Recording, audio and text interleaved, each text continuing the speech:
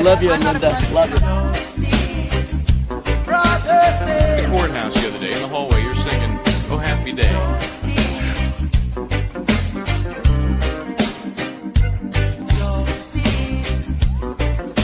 One word prayer. Justice, where are you? And welcome to Justice Served TV. Happy May Day. May Day. May Day. Mayday, Mayday, Mayday. And I'll tell you what needs Mayday. I'm Linda Kenny Bond, and you're Michael Bryant. But who needs Mayday and who needs help, no matter what you think of him, is Aiden Carney. Even Tubi, the poodle, agrees. Tubi is very upset. Let's make it perfectly clear.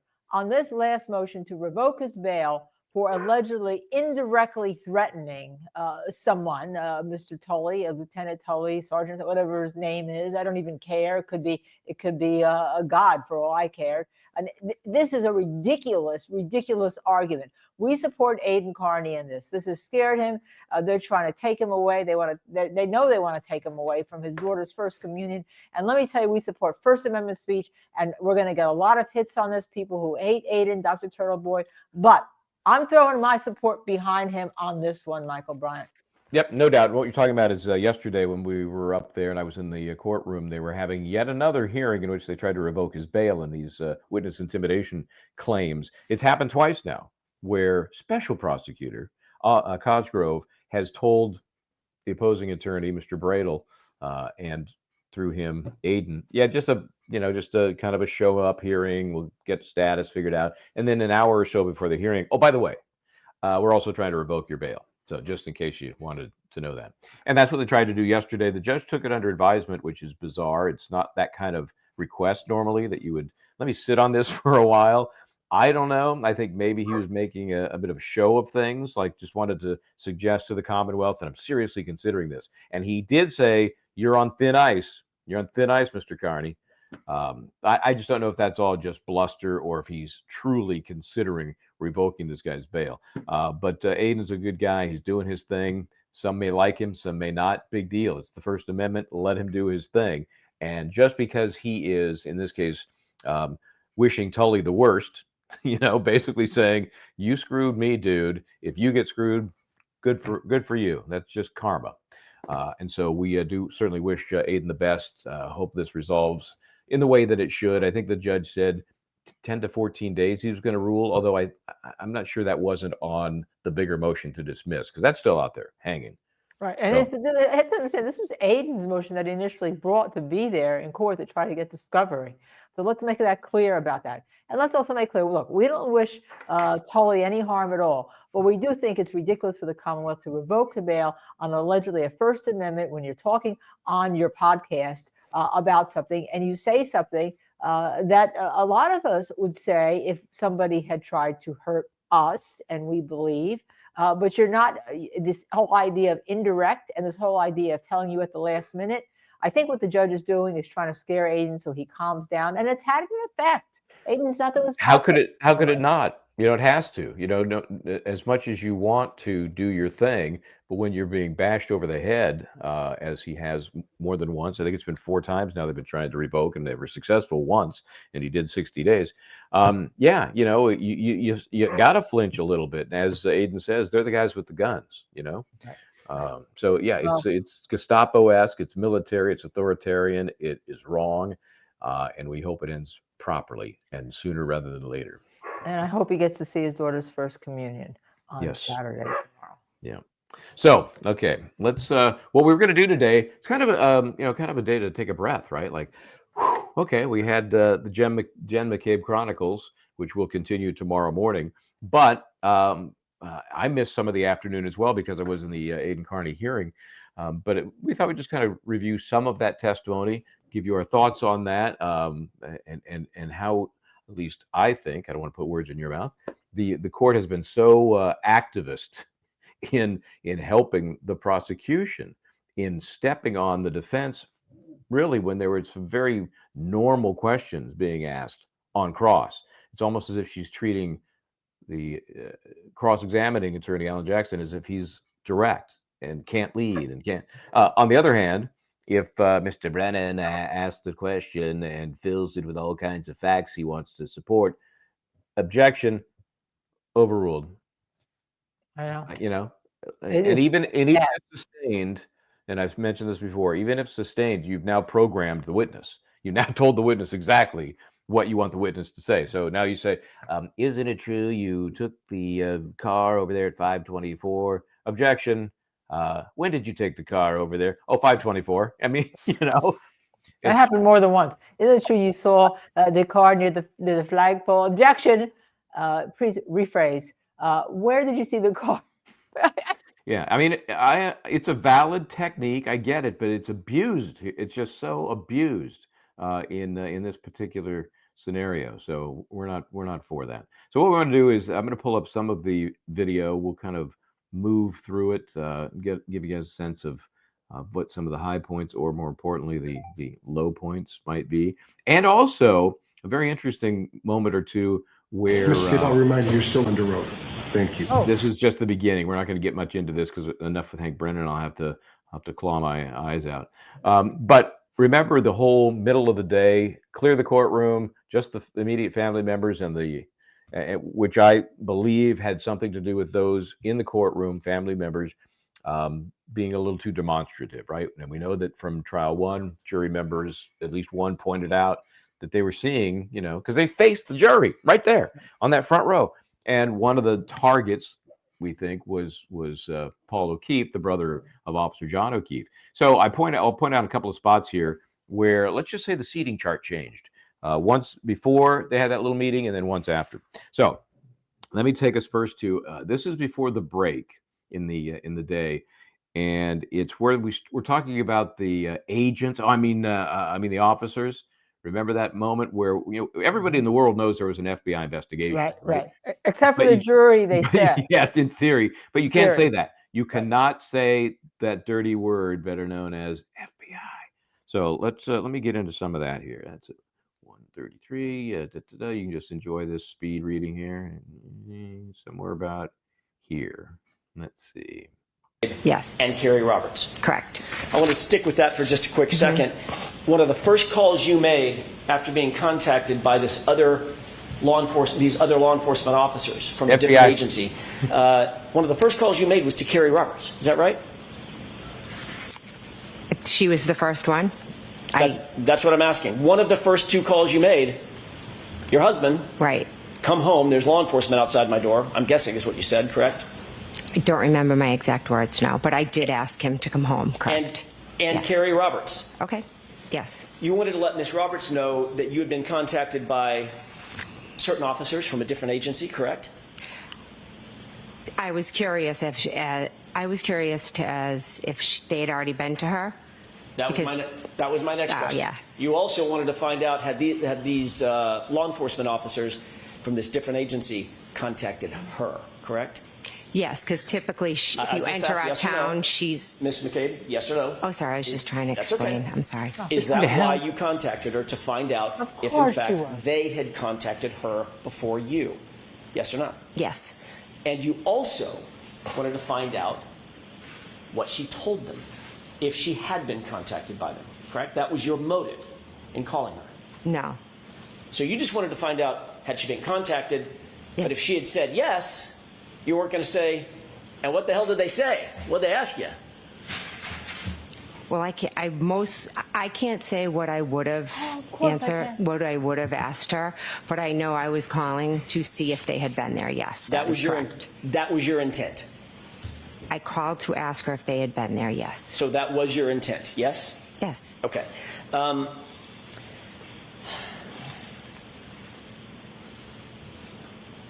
Your motive in calling Carrie Roberts at that moment, before your interview, was to ensure that your story would line up with her story, Ms. McCabe. Isn't that right?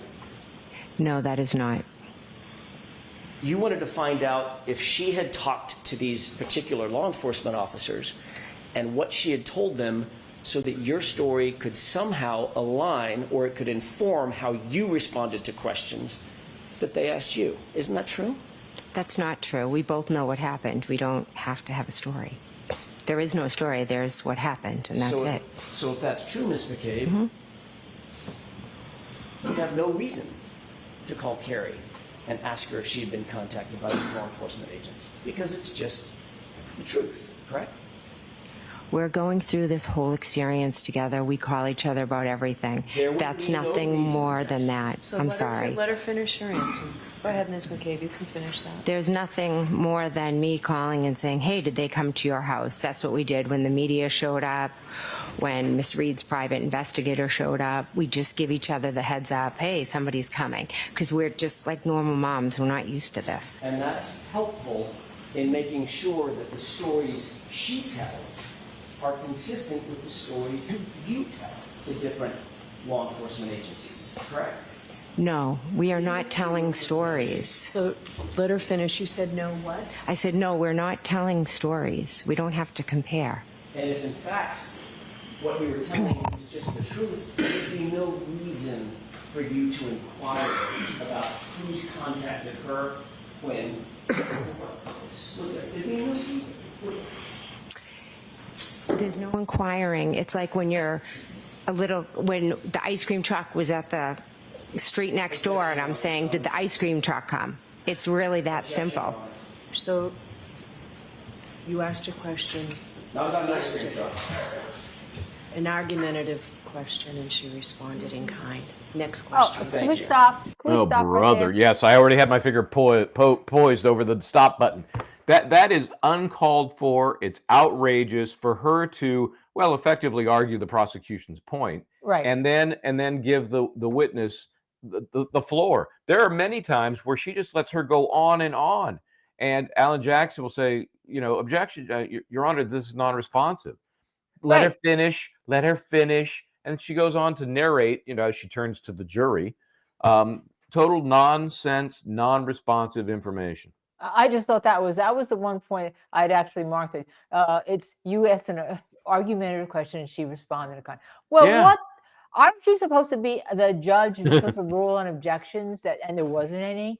I mean, really, just telegraph to the jury that you don't like Alan Jackson. Why don't you just do that, Judge? I think it's outrageous. And she should be then telling the jury the things that the court says too should not be taken as evidence. She's constantly saying what the attorneys have to say is not evidence. Well, what you're saying there at Big Mouth is not evidence either. Actually, she's constantly saying what Alan Jackson says is not evidence. Of course. That's what she does.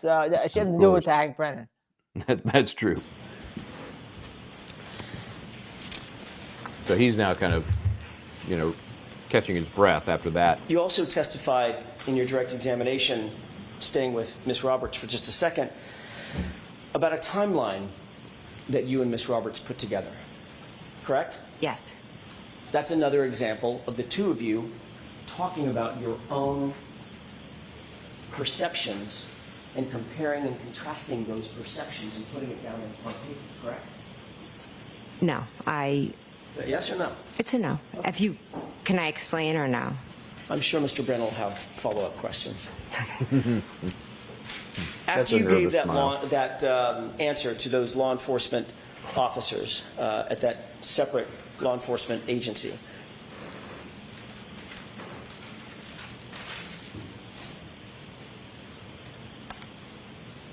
they asked you, was there anyone else that you contacted in that 10-minute period before we got a chance to talk to you?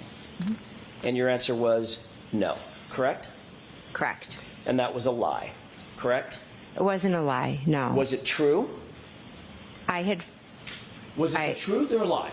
It wasn't a lie. Okay, so it was the truth. You had not spoken to any other person between the time they contacted you telephonically and you said, I need 10 minutes, and then they came in the door. During that part of time, you didn't talk to anybody else or contact anybody else other than Matt McCabe, Carrie Roberts. Now you're testifying that was a true statement. I can't answer that yes or no. It's pretty binary. Had you talked, well, let me ask you this. In point of fact, you did talk to other people. You contacted others, in addition to Matt McCabe and Carrie Roberts, correct? Yes or no? Yes, I did. Okay, so when you said no to the answer, did you contact anyone other than Matt and Carrie, that would be, by definition, Ms. McCabe, a lie. Correct? No. It's not a lie? Is there some shade of lie that I'm not aware of? It's the way you're asking the question. If I Okay, let could me ask it a different explain, way. if I could explain, Let me ask it a it will different make way. more sense to you. Makes perfect sense to me. The agents asked you, I'm going to go over this one more time, then I'm going to move on. The agents Okay. asked you, in fact, did you contact anyone between the time we called you and set up the interview and the 10 minutes before we walked in the door? They asked you that question, correct? The objection sustained. Watch the choice of language. I'm sorry. I meant the law enforcement agency. Let's stop that. Let's stop it right there. What was? Let's Oh, you stop mean right I actually called them agents because they are? Oh, I'm sorry. Yeah, watch your. It almost sounded like he said the word "fuck," "shit," whatever it is. Right? Yeah. That's what. Well, I actually did Watch a double your take because I thought maybe I language. didn't hear right that he only said agents. Okay. I mean, watch your language. What is she gonna do? Wash his mouth out with soap That's because he said agents? come over here. I'm going to wrap your knuckles with this ruler. Get over here. That's like my Catholic school education. You know, in the Supreme Court, in the Richard Glossop case, which we did a whole episode on, the Supreme Court said, our SCOTUS, in an opinion that was, almost unanimous, a lie is a lie is a lie, no matter what the circumstance. But it could be something else, according to Jennifer McCabe. It's not a lie. It's maybe not the truth. But can I explain? Can I? Members of that law enforcement agency contacted you. Sorry. They asked you who you had contacted between the time they first telephoned you and walked in the door 10 minutes later. Correct? Correct. Okay. Data point number one. Data point number two, you told them Matt and Carrie, correct? Correct. You had actually contacted, they then asked you, did you contact anyone else other than Matt and Carrie, correct? Correct. And you said no. Is that correct? At that moment, I said no. Yes. Correct. At that, or any moment. No, at that moment, because they had just come in my house. I asked you, Only one person can talk at a time. you said the word no, correct? She was finishing her answer. Finish your answer. I had said no because I was in a situation where there are two officers from a different agent had come in, were asking me questions, or they had said, can I come in and ask you questions? At first I thought they were selling something. Then they identified themselves. I just dropped my kids off at school. Going to be completely honest, I hadn't brushed my teeth. So I kind of made some phone Objection, Your calls. Honor. This is That's non-responsive. so. Next questions. Thank you. I Mr. actually McCabe, like the fact after- that she went on because when she says, I'm going to be perfectly honest, I hadn't brushed my teeth. I was a mess. I hadn't brushed my teeth. When these non-federal other agent guys came in, I was starting to wonder if maybe that Zoom discussion had something to do with how carefully they want to couch this other investigation. Maybe Yeah, that's a good because they point. seem to be really working hard to avoid saying agent. I mean, even if you said agent, so what? It's a Yeah. law Could be enforcement ATF. agency. Could be ATF. There are a lot of Secret Service? agents. Yeah. ICE. Yeah, I don't get it. Talent agent. I don't know. It just seems No, weird. not after this performance. I didn't brush my, in the 10 minutes. The follow-up question should be in that 10 woe minutes. is Did you me. brush your? And that follow-up question should have been in that 10 minutes. What toothpaste did you use to brush your teeth? I didn't brush my teeth. But you. Oh, okay. You said no, that you hadn't contacted anybody else. Those two law enforcement officers from that separate agency who had told you it was a crime to lie to them, they left, correct? Yes. Subsequent to that, Mr. McCabe, your husband, objection. Sustained. I haven't asked the question yet. They left you their card so you could call them if need be, correct? Yes, they did. And you, in fact, did call them back, correct? Yes, I did. Without telling me the content of the conversation you had, did you have a conversation with Mr. McCabe? Objection. Sustained. That's well. Why can't you? Yeah, that's a yes or no That's a answer. yes or Did you no, call and them back? and say, I'm calling you back because my husband told me that I lied to you, and I better clear that lie up. So sustain. Jurors, remember I told you before that only answers to questions are evidence? Be mindful of that. May we- Next, yes. Be mindful.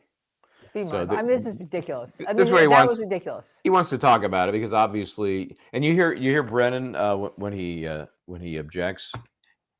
Objection. Objection. It's like this little weaselly, half-assed attempt, and before the question's even finished, right? Right. Okay. Before the question's finished, normally when Hank Brennan does it, she said, let him finish the question. Before the question's finished, she's objecting. Quite frankly, if she talked to somebody that told her that that was a lie and therefore she thought she had it corrected, that's really not hearsay for the truth of the matter. Not. It's hearsay for why she took the next step. I call it the effect on the hearer. Right.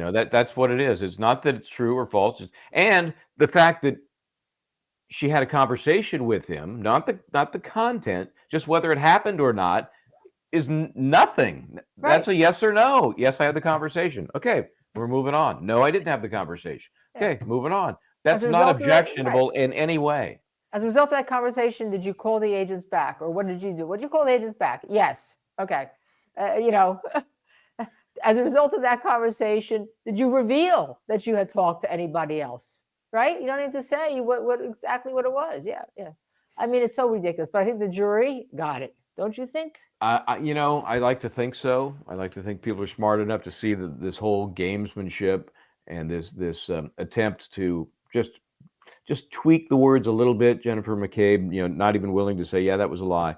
I mean, on something that is perhaps in the big scheme of things less important becomes much more important when she works so hard to avoid admitting, it was a crazy time, and those were the first two names that came to my mind. I didn't think much more about it.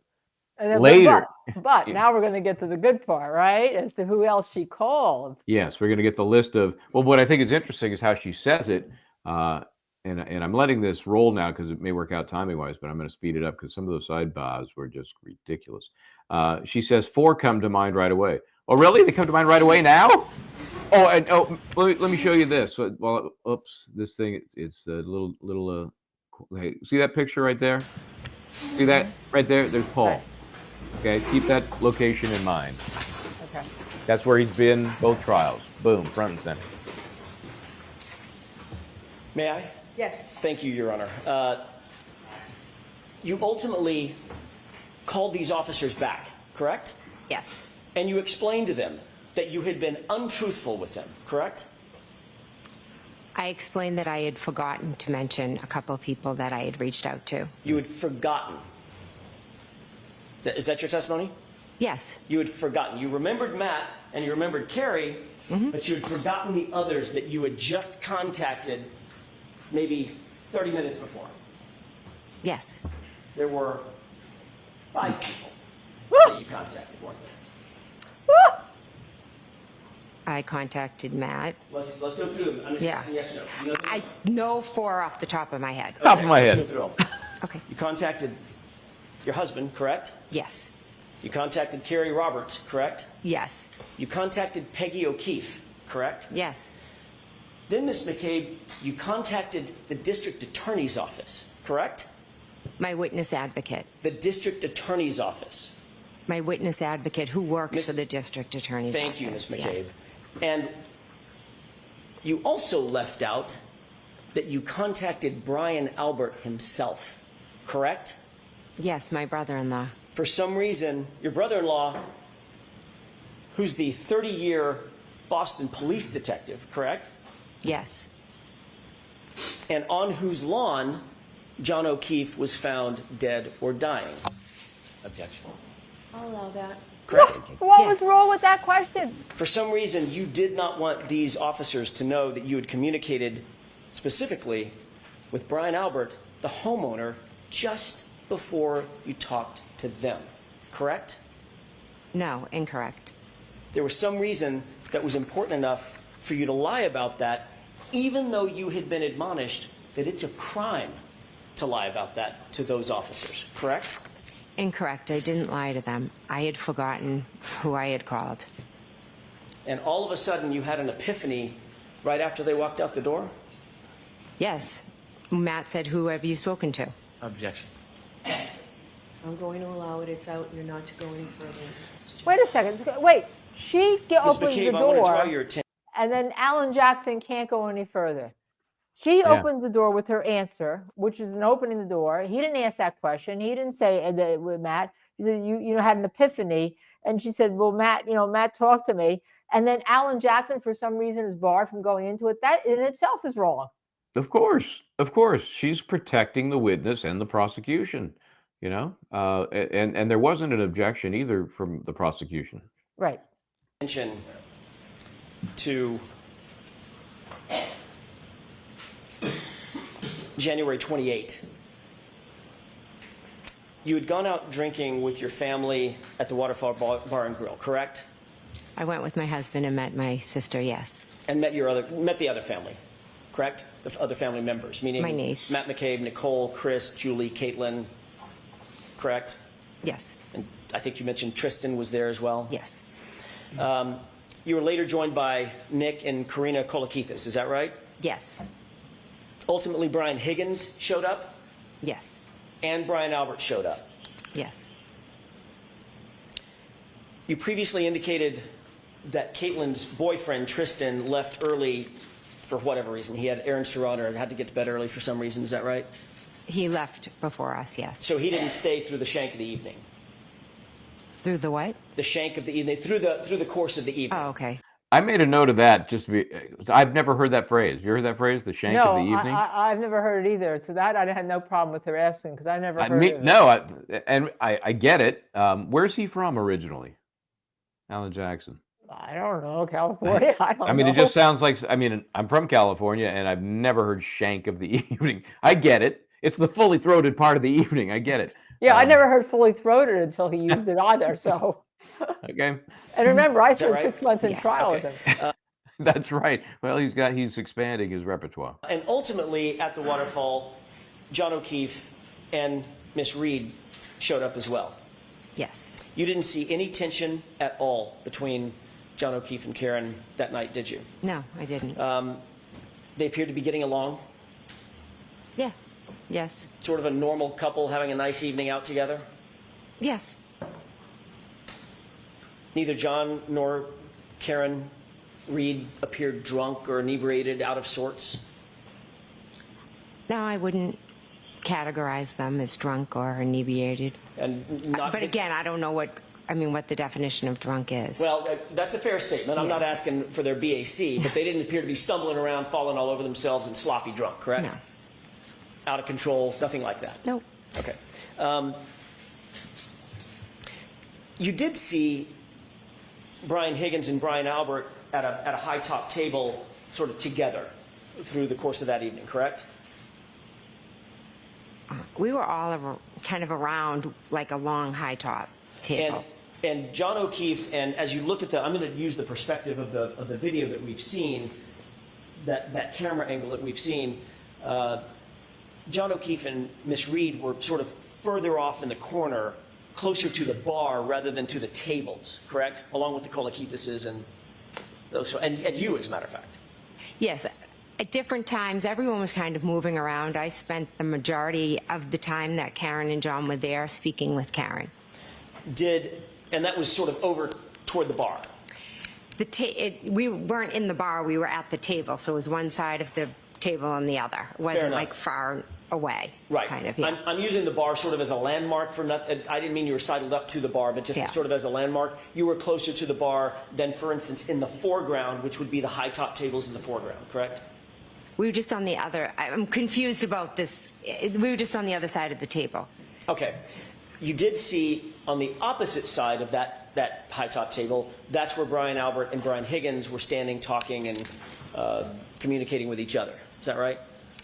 I believe so. I was talking to Miss Reed. I wasn't really paying attention to them. Did you ever see those two men get physical with one another that night?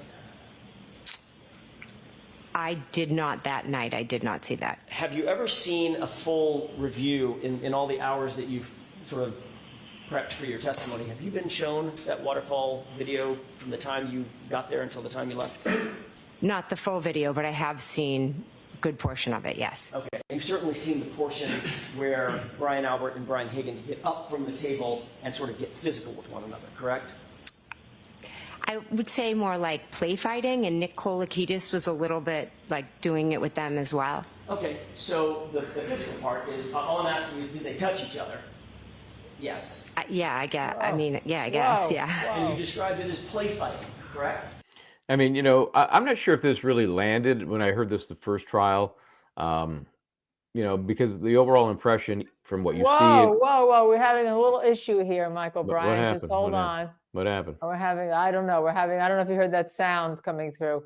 Okay, no problem. I did not hear anything. What's Good. No, that's all right. We're good. Now, you didn't think this landed at the first trial? Tell me why. I'm still not sure because guys out goofing around. It didn't sound like it was an altercation, and clearly it's not even the right people, basically. So I don't know. Everybody made it sound like they're just guys goofing around, and I don't know that there was a lot of hay to be made from that. Just my thought, and I didn't pick up anything new the second time around. So, but that's where he's going with it. If we could watch the video, it might explain it better than I could. We probably will. Oh, okay. But right now, I'm just asking about your memory. You remember them squaring off on one another, playing, but squaring off on one another, correct? I don't remember them squaring off. Like I said, I just watched the video. I don't remember it from that night, and I didn't really pay attention. It looked like foolish, like guys. Just I don't even know how to describe it. From your perspective, having watched the video, it appeared that they squared off on each other and sort of took a fighting stance.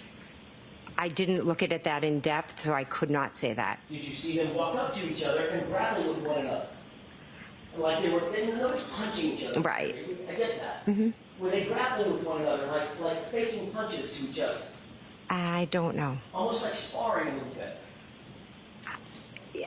I don't honestly know. But you did see them. I saw them together. It's blurry, and they're I don't know really what they're doing. Okay, but they weren't standing there holding hands for Oh, God, no.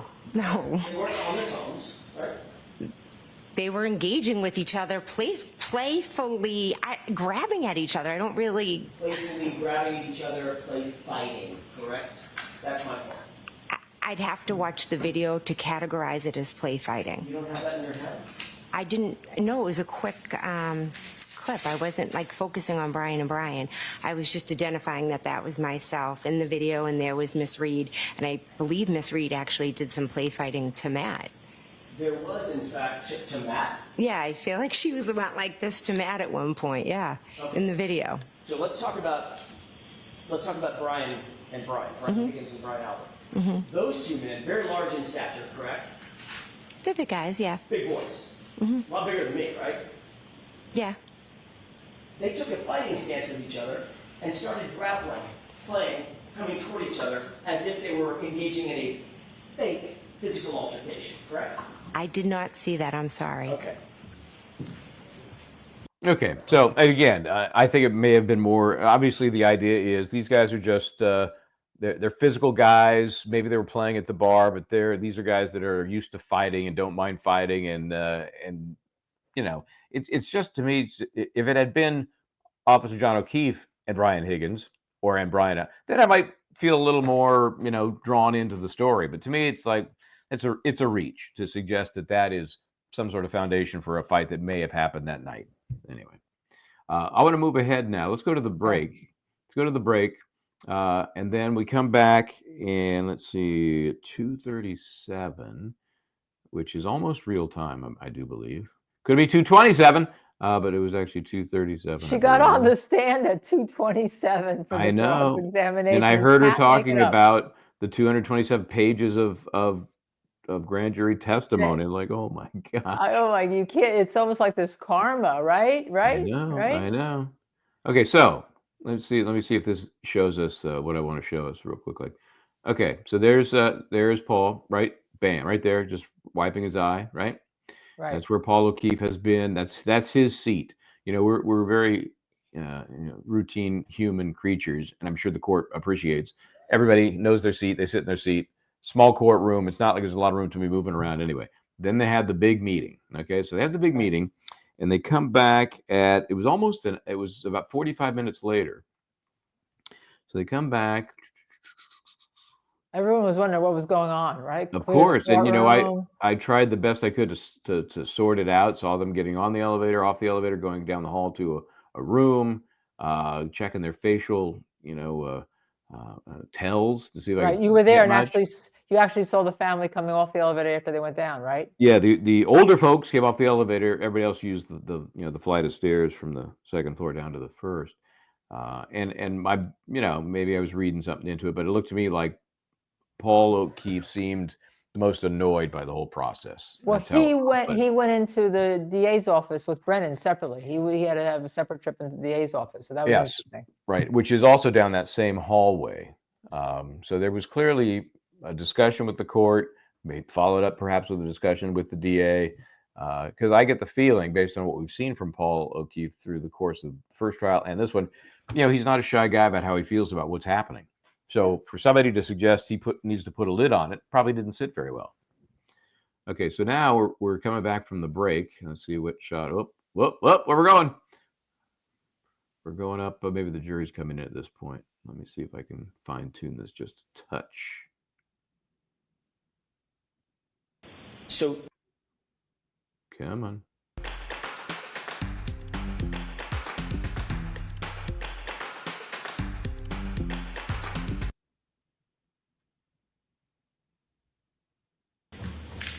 Yeah, it's a quick move, and I'm not sure I can actually catch it. Let me try one more time without having to listen to that music.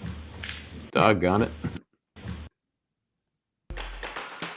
We may be stuck. It seems like it's in one little spot that it's just right in between. Yeah, look at that. It wants to land on that music. So while we're listening to this lovely music, it looks like they decided it would help if he moves, right? Right. And so you're thinking, again, as I've just described this many times, here's the jury looking straight across the courtroom, the well of the court, past the counsel table, both counsel tables, into that front row of people. Boom. Well, there he is. There he is. He's gone. He's back. He's one row back. He's now behind Peggy O'Keefe. I feel like I'm like Mr. Whiffle, Mr. Whiff, and he calls everybody the first name. Very friendly guy. I don't know Miss O'Keefe. So that's Paul's mom. That's Officer John O'Keefe's mom, and she was normally sitting right next to him. He really switched seats with. Let me see if this woman here. Do you know who that is? Is that her sister? I don't know. Because she looks very angular. She looks very similar to Jen McCabe. So that looks like her sister, but I'm not 100% sure. But they just swapped spots, basically, right there. Is that a difference, a distinction without a difference? I don't know. But as you see, and I'll give you one quick example of this, and we'll return to some of his testimony. It's about 17 minutes later. No, it's actually a little bit later than that.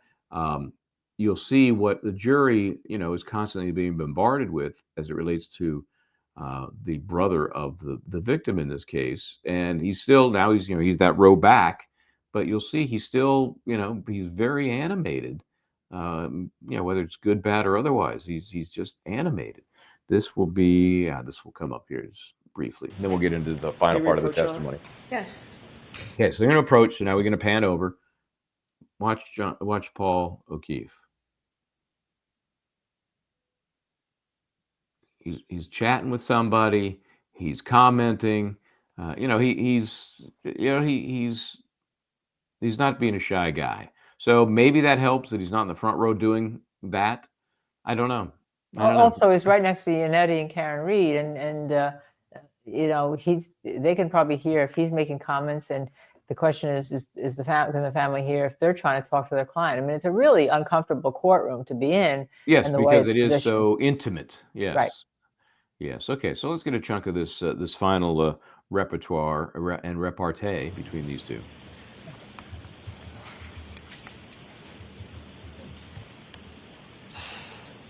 There's a lot of document review here. Does this refresh your recollection? Well, because she's taken the school that everyone else has been told. Well, if you say it doesn't refresh your recollection, then they can't use it against you. Ms. McCabe, your full statement at page 208, starting at lines 22 through 25, going on to page 209,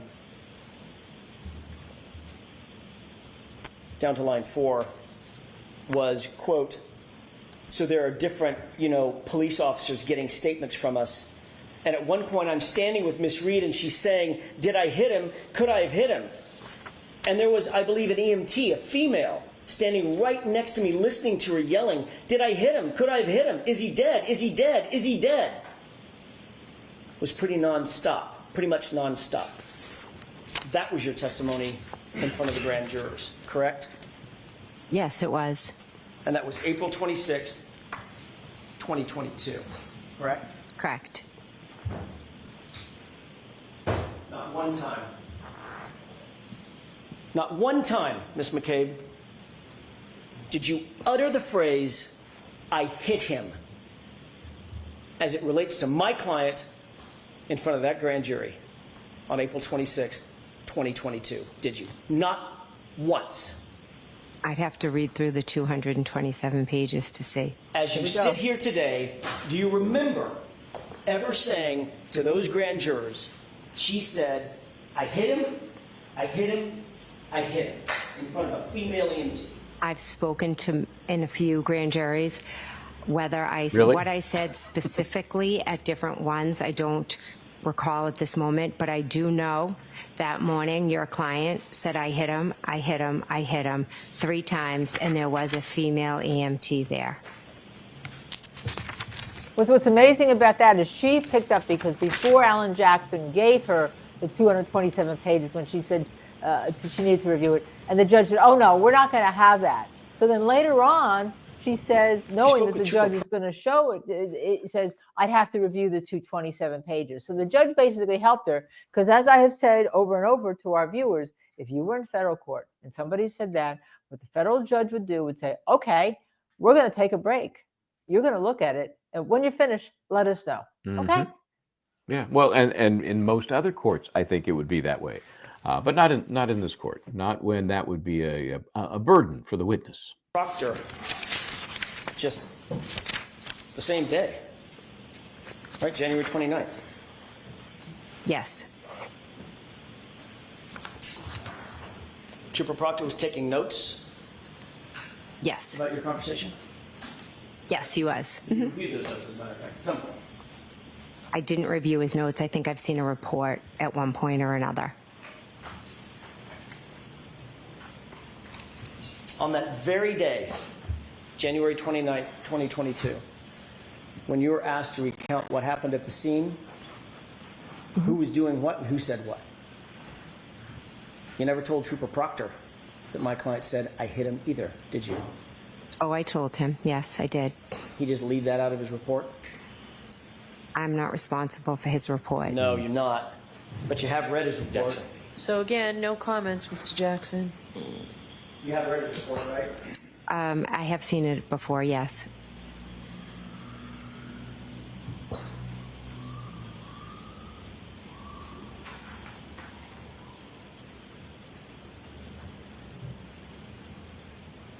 May I approach you? Yes.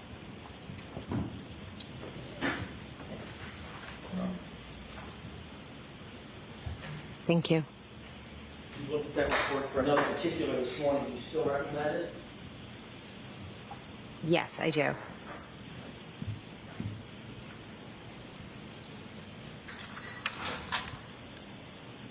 Can you review that report, scan it, and let me know when you're done?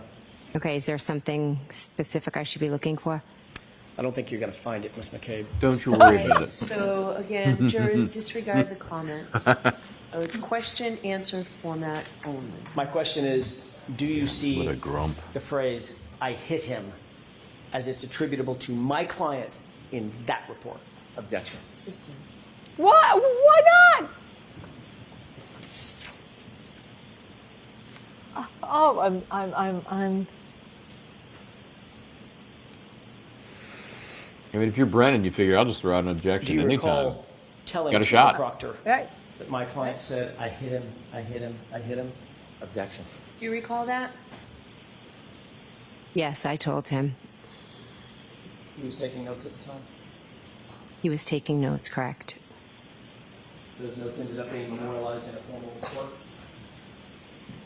I'm assuming he, The report that you're holding. I object. Sustained. Does that appear to be a report of the January 29th, 11:35 or so a.m. interview that you did with Trooper Proctor? yes, it does. You said you reviewed that report in the past, Yes, in the past. and you're aware in no place in that report does the phrase "I didn't show up" anywhere, correct? Objection. Sustained. Here's what he could have asked. So let Michael, just stop. Here's what he could have asked. What things did you tell Trooper Proctor that are not in that report? He could have asked that, okay? But then you got to bring Trooper Proctor in. Yep. Could have done that. Maybe. Maybe. Who the hell knows with Yeah, Judge maybe. Bev, Raleigh Canoni. Oh, I'm sorry. I'm the first witness. Sorry, Mr. President. I'm sorry. I'm being vague. I was just grabbing the report back. Sorry.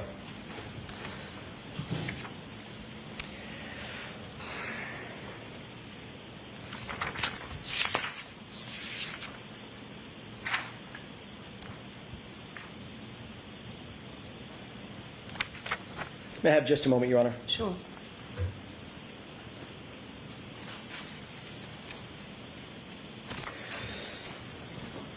I want to draw your attention to the very early morning hours of January 29th, around 4:53 a.m. when you indicated you received that phone call from Kaylee's phone. Do you have that time and date in mind? Yes, I do. My client told you that John had not come home, correct? Yes. And you knew that Miss Reed at that point was awake and looking for John. I didn't know what, I just knew that she was awake and screaming. Right, because she was worried about where John was. Objection. Sustained. You've been asked who you communicated with first thing that morning after you received that first call from Miss Reed. Is that right? Yes.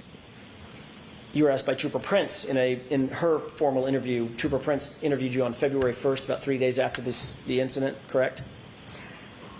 I met with a lot. I don't really remember specific days. Do you remember a female trooper? Yes, I do, actually. In your house? Yes. Or I should say at your house? Yes. That was around 3 days after the incident? Was it Tuesday, maybe? Yeah. I don't know. I wasn't there. I think so, yes, if Okay. it's the one I'm thinking. You were also asked at the same grand jury who you communicated with on the morning of January 29th. Okay. Remember that? Not specifically. Would it refresh your recollection if we were to take a look at that, a specific page of that grand jury transcript? Sure.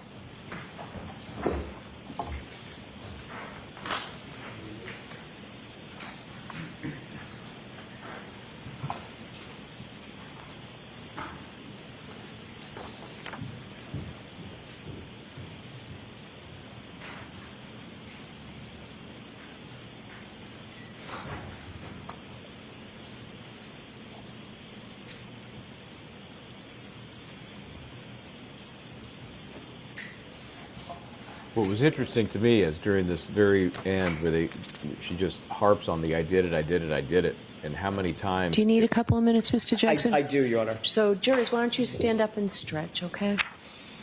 Let's see, are we going to go to the fan or are we You going? can too, Ms. McCabe. Yeah, every time. All right, whenever you're ready, Mr. Jackson. Thank you, Your Honor. Ms. McCabe, I want to draw your attention back to the morning, later in the morning, after you're back at 34 Fairview, after the police have already cleared the scene, and you're back with your friends and family inside the home at 34 Fairview.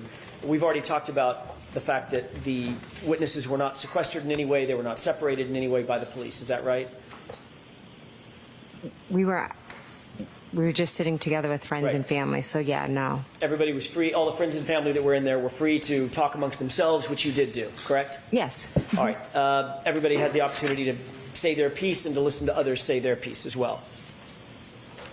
We had conversations. It was really nothing more than that. At some point, you did, I think you mentioned this on direct examination, you did reach out to Mike Lank Is that right?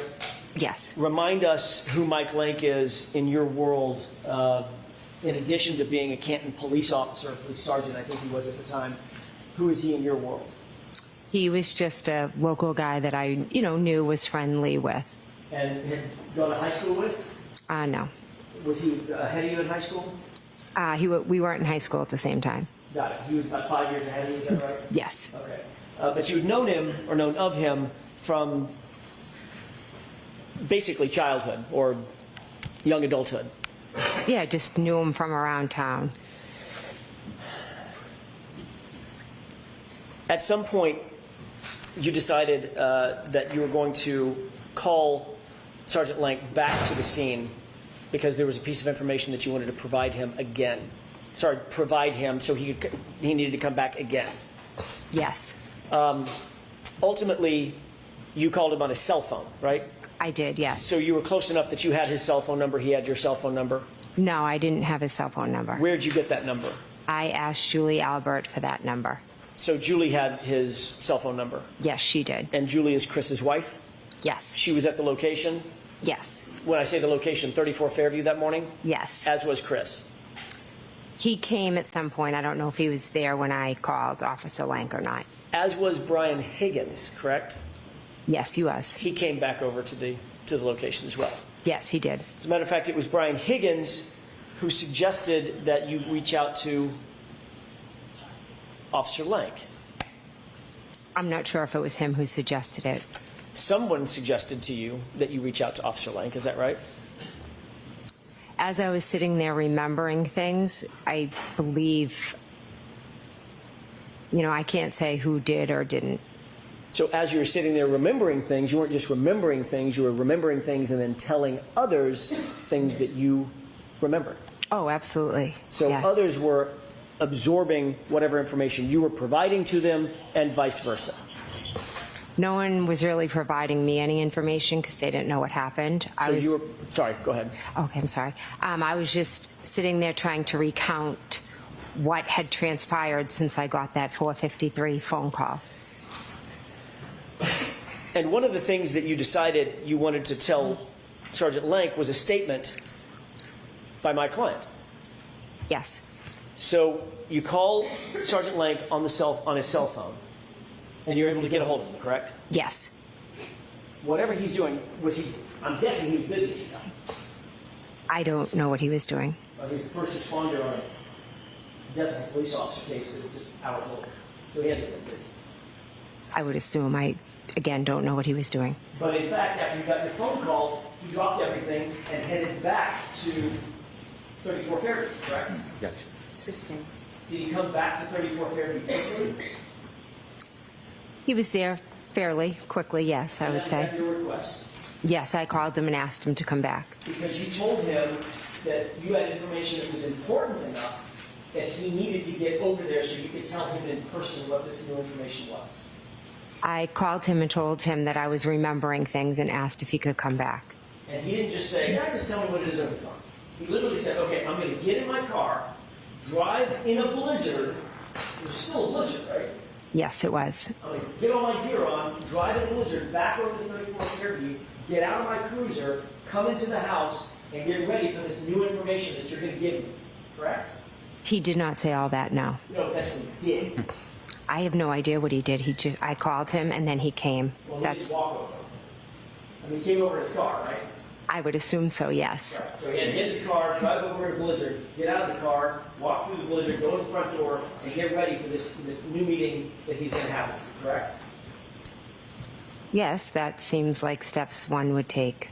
And whatever it was that you wanted to tell him, you let him know it was important enough to have a special additional meeting. It wasn't something that you were just going to sit on. You wanted to give him this information immediately without hesitation, correct?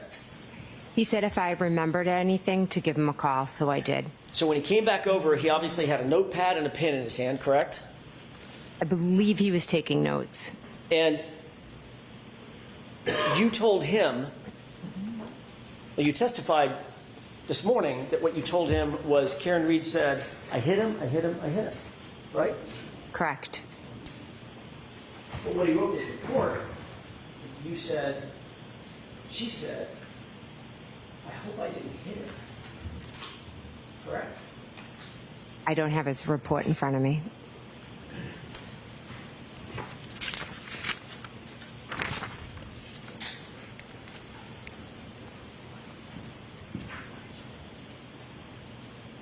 You see where all this is going, you know, Right. and toward the end, this is there for the day anyway. This was about 10 minutes before they wrapped up. And you'll hear over this last few minutes how many times she gets that in there. I did it, I hit him, I hit him. And it was always like, well, the report says, or the testimony says, could I have hit him? Did I hit him? Right. And then she's had this epiphany since in the days of those initial reports or testimony to the grand jury that it's all come back much more clearly now. She knows exactly what all happened so and much when. back clear to me now.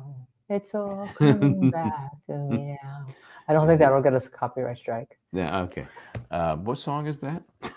I'm not even going to say it. It could get us. Okay. How about if we sing On a Clear Day? I could see forever, but not in a blizzard. In a blizzard, I have mental issues. Mental recall issues. Thank you. You're welcome. You could turn to the orange tab.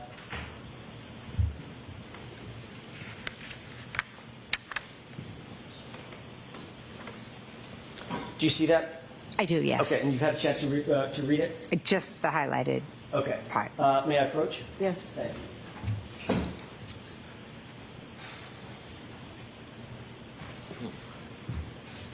In fact, what you told Officer Lank was something to the effect of, I hope I didn't hit him. Correct? Incorrect. I told him that she said I hit him. He wrote in his report, that you just read, something to the effect of, I hope I didn't hit him. Sustained. This is perfectly appropriate cross-examination. Is this course. another example of an officer getting a report wrong? Objection. Is that report right? Your Honor. Objection. Sustained. Move on, Mr. Jackson. It's unbelievable. Unbelievable, because all this is perfectly appropriate. What people have to understand, perfectly appropriate cross-examination to show I hope I that your didn't hit him, testimony now is different than Or what you said something to before. the effect of, I hope I didn't hit him. Sounds an awful lot like, could I hit him? Did I hit him? Do you agree with that? It does sound similar, yeah. Normally, it's followed up with, so if Officer such and such wrote in his, didn't write that in his report, he lied.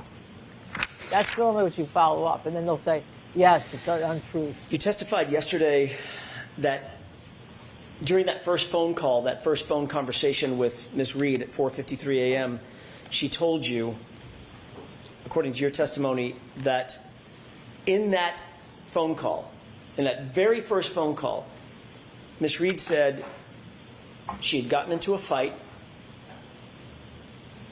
her taillight was cracked, and she asked, could I have hit him or did I hit him? Correct? Incorrect. Tell me where I'm wrong.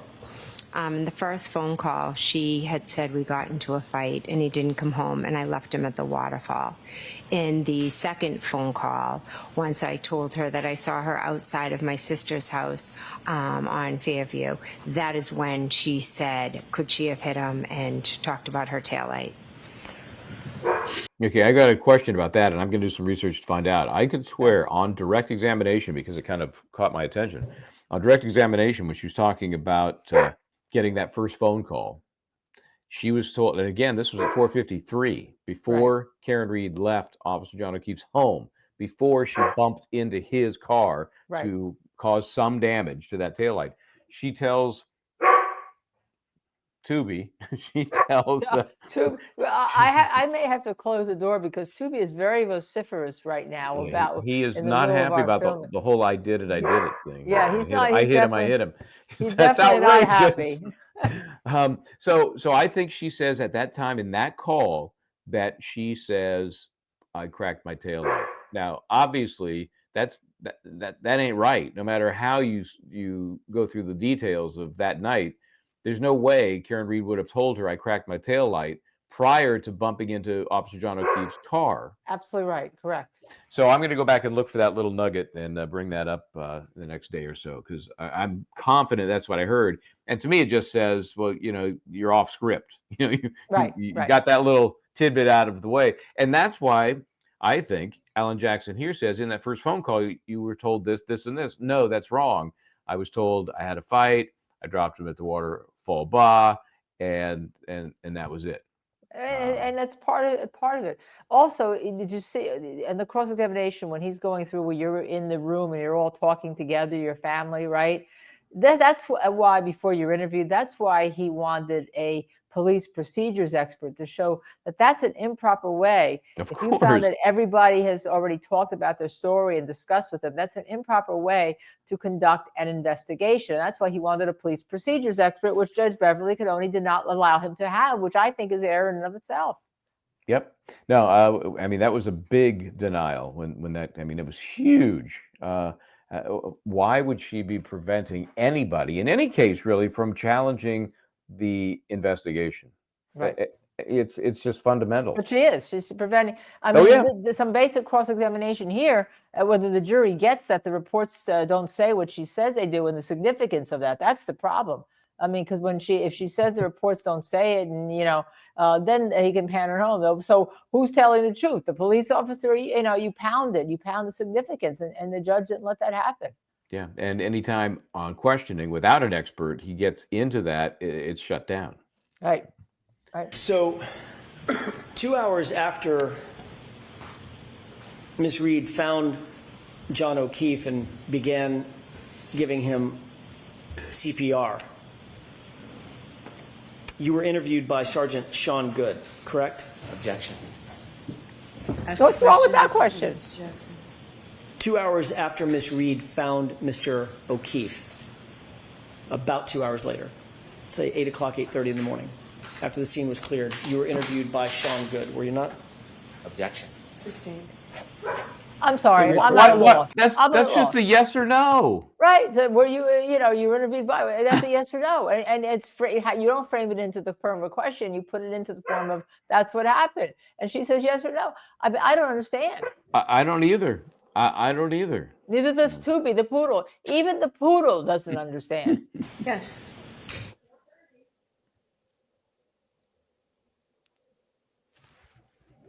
Okay, so of course he's not, he's exasperated, so he's taking his argument to the sidebar.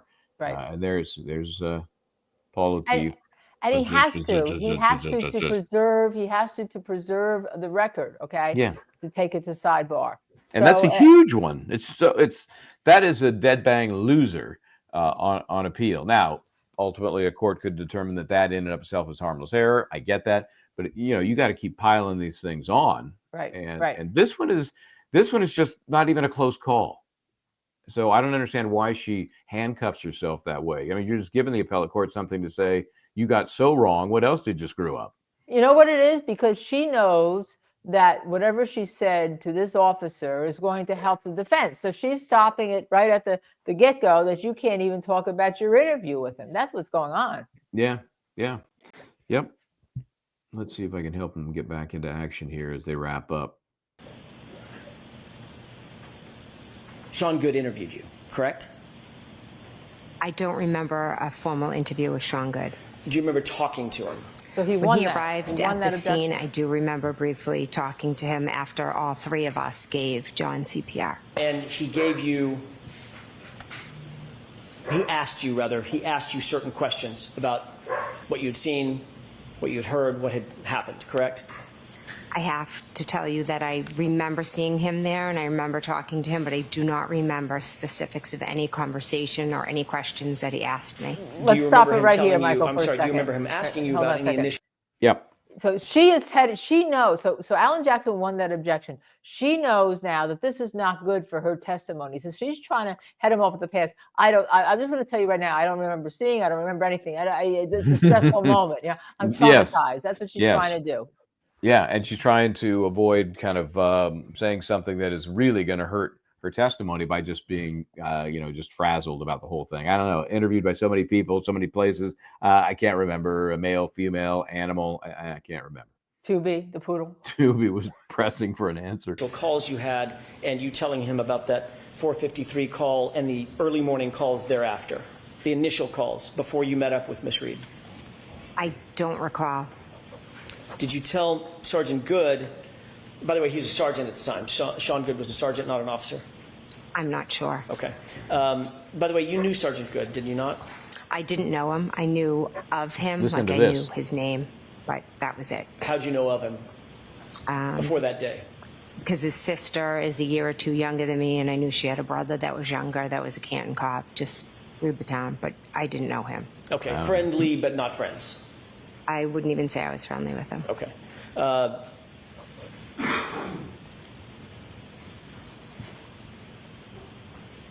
You actually told Sergeant Good at the time, when he asked about those first phone calls, that when Miss Reed called you, she was inquiring about John's whereabouts, correct?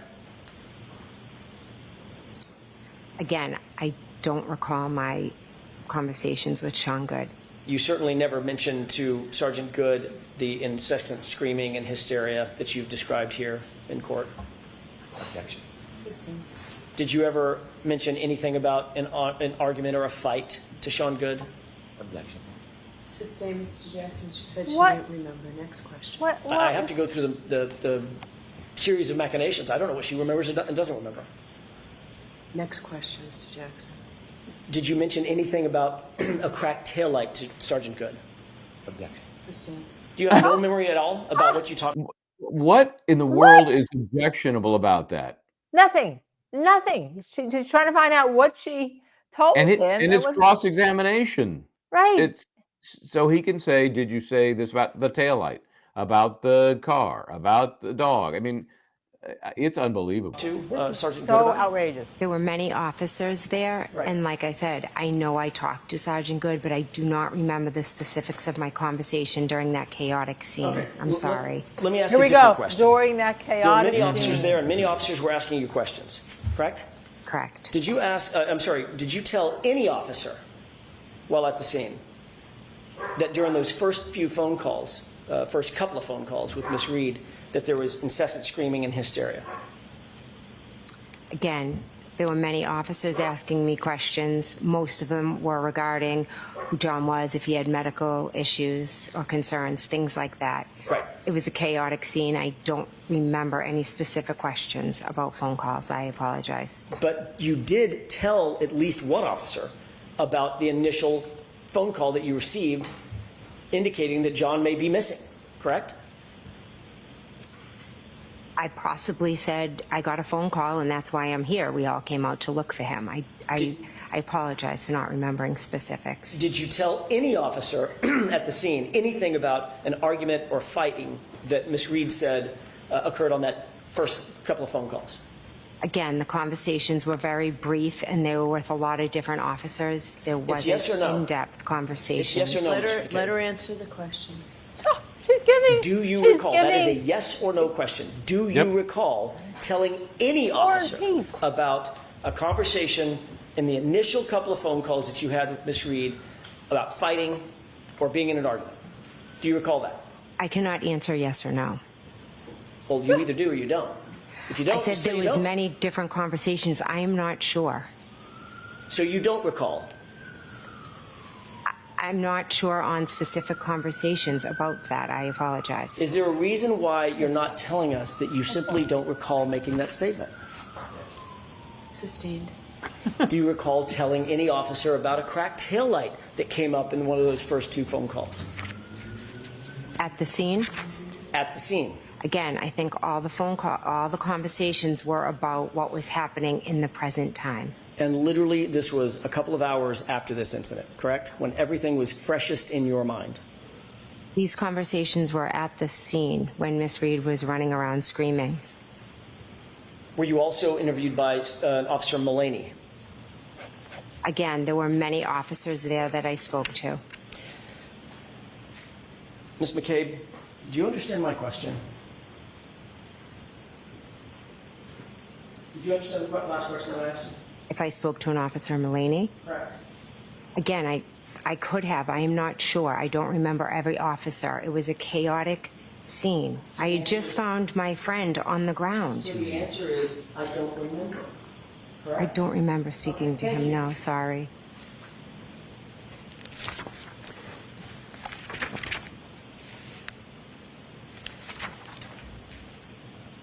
Later that morning,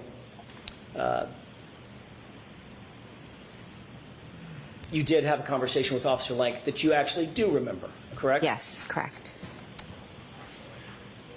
What you told Officer Lank, or Sergeant Lank, was that you received a phone call from Kaylee's phone and that Karen Reed was distraught because John never came home, correct?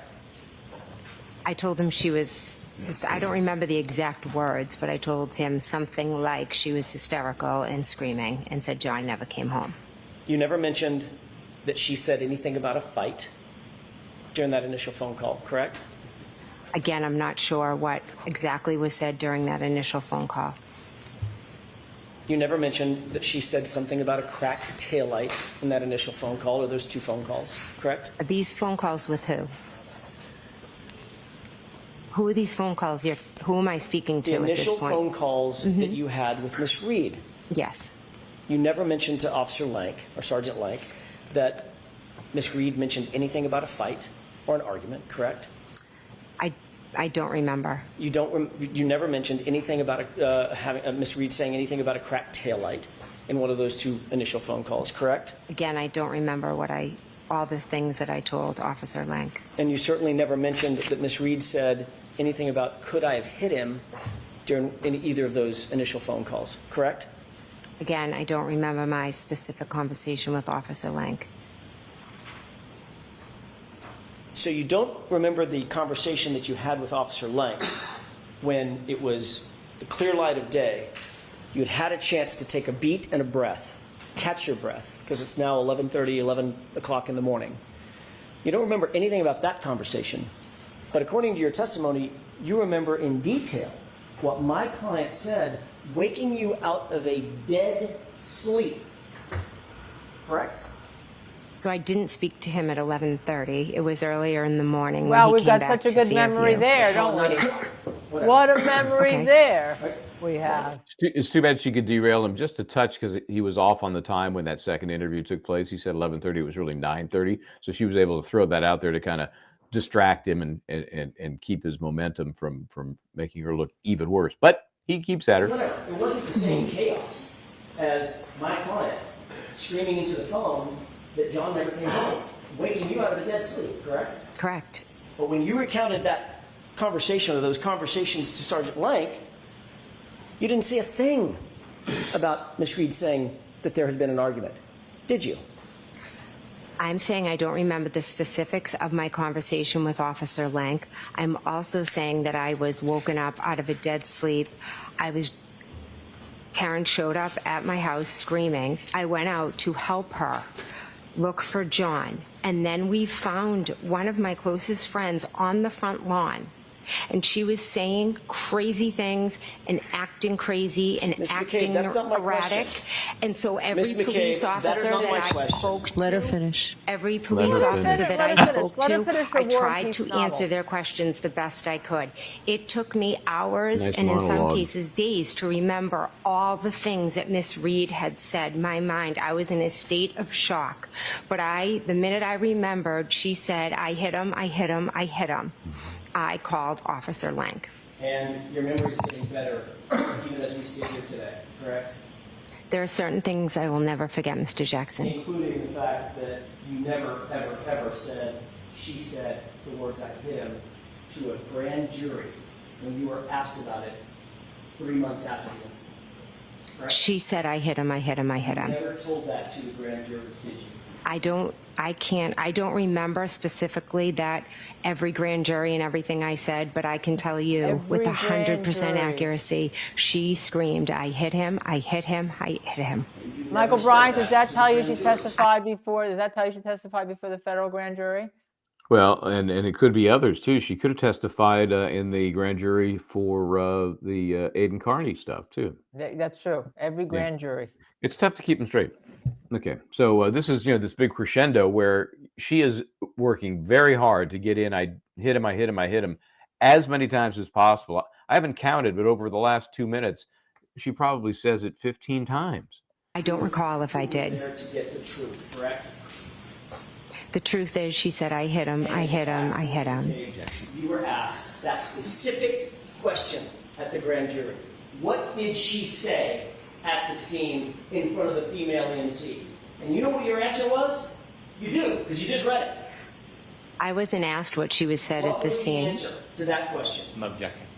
The objection sustained. Ask one more clear question, wait. Mr. Jackson. This was a clear What was the question. answer? Yeah, it's very This was a clear simple. question.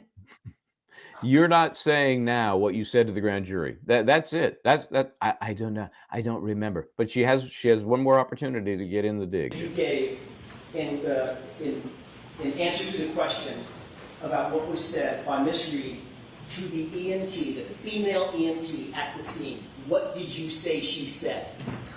I don't know if I was asked specifically what she said to a female EMT. All right, we're going to end this now. Your Honor, may I have one more question? Go ahead. I can't end it like this. You said Okay, she jurors, said- ignore the comments of counsel. Ask one question, Mr. Jackson. You said that she said, could I have hit him? Did I hit him in the presence of the female EMT? That's what you testified to under oath at the grand jury, isn't it? Yes, because she also said that. All right. So, folks, we are done for today. And she was trying. She was trying one more time to get the. trying I it, right. I hit him. I hit him. I hit him one more time. Let's see if I can squeeze that in. So that's where we're going to pick up first thing tomorrow morning. And yeah, from we'll the estimates recover it. were what Alan Jackson says he's got a couple more hours, whatever that means. She said he had 2 more hours, and Yeah. Hank Brennan said 20 minutes. So it's Yeah, going right. to go at least up until lunch. Yeah. I mean, I quite would think so. frankly, I give Alan Jackson a lot of credit, and I don't care about the digs because Judge Cannoni was off base. She was outrageous. I've never heard, well, I have, but this was, she. Again, I think she just hates Alan Jackson. That's what this comes down to. It all started from ARCA, and it's continuing on, and it's not right. And she's a big deal, Judge Cannoni in Massachusetts. She's a big deal, so Yeah, no I was one's going to gonna do say, anything. Not a big deal to me, but she's a big problem. I'll tell you that. And the sooner she's off the bench, the better for everybody. So, all right then, let's pick it up in the morning. How about that? We're going to be streaming. We'll be on at 8:50. We'll give you an update on what happened, the final, updates. So coming into 9 o'clock, and then we'll be following this tomorrow, all day streaming, and then we'll have our 6 o'clock wrap up show with a special guest. So we'll announce tomorrow. Oh, yeah, I can't wait to see who it is. I know there are a couple of possibilities. So, all right. Before you go, you have to hit that like button. Okay, you've been with us.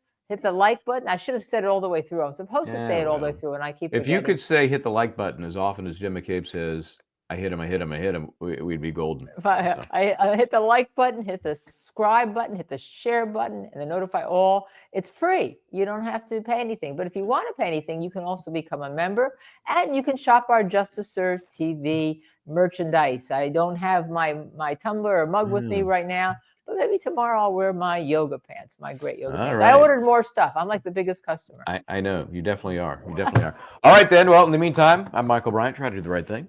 I'm Linda Kenny Bodden. See you tomorrow.